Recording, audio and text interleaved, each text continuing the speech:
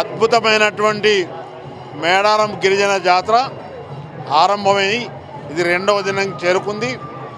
ఇక్కడికి వచ్చినటువంటి భక్తులందరికీ పేరు పేరున శుభాకాంక్షలు అందజేస్తూ ఉన్నాను. భక్తులు భక్తి శ్రద్ధలతోటి నియమ నిష్ఠలతోటి వారి మొక్కులు చెల్లించుకుంటూ ఉన్నారు. ఇక్కడ విస్తృతమైనటువంటి ఏర్పాట్లు జిల్లా యంత్రాంగం చేయడం జరిగింది. వారికి కూడా నాకు అభినందనలు తెలియజేస్తూ ఉన్నాను.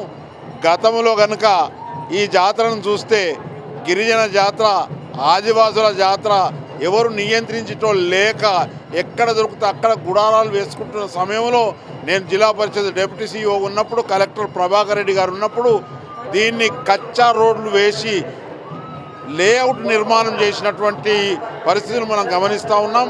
అంతేకాకుండా మీ అందరికీ తెలుసు, Taduvai Pasara road single road ఉండే దాన్ని నేను పార్లమెంట్ సభ్యుని అయిన తర్వాత వైడనింగ్ చేసి డబుల్ రోడ్ చేయించినటువంటి పరిస్థితులు మనం గమనిస్తూ ఉన్నాం అనేటువంటి మాట ఈ సందర్భంగా తెలియజేస్తూ ఉన్నాను. దాంతో ఈ ట్రాఫిక్ జామ్ కాకుండా నియంత్రించడం జరిగిందని తెలియజేస్తూ ఉన్నాను.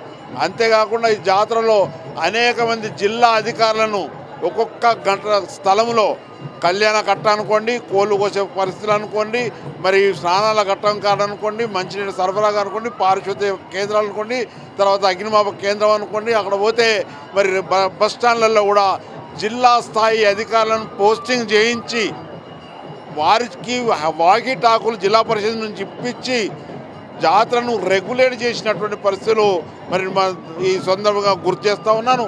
అదే రకంగా ఇక్కడ ఉన్నటువంటి జంపన్న వాగు మీద ఒక బ్రిడ్జ్ను కేవలం 52 రోజులలో నిర్మాణం చేసి అనేక మందికి సౌకర్యాలు కల్పించినటువంటి ఘనత అప్పటి ప్రభాకర్ రెడ్డి గారికి, అప్పుడు ఉన్నటువంటి ప్రభుత్వాలకు అందుతుందనేటువంటి మాట ఈ సందర్భంగా తెలియజేస్తూ, ఇప్పుడు రేవంత్ రెడ్డి గారు ముఖ్యమంత్రి అయిన తర్వాత ఈ జాతరను జాతీయ పండుగగా అభివర్ణించుకుంటూ నిధులు కావలసిన నిధులన్నీ సమకూర్చి వైభవోపేతంగా ఈ నిర్మాణం చేసి ఈరోజు ఒక టౌన్షిప్ వాతావరణాన్ని సృష్టించిన ఘనత మరి రేవంత్ రెడ్డి గారికి దక్కుతుంది అనేటువంటి మాట ఈ సందర్భంగా తెలియజేస్తా ఉన్నాను.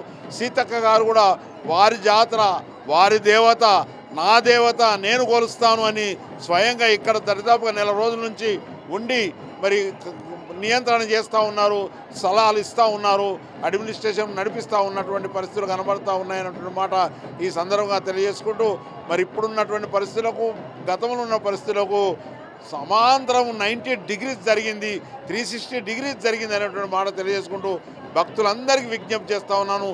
ఇది ఎవరి జాతర కాదు, మన జాతర.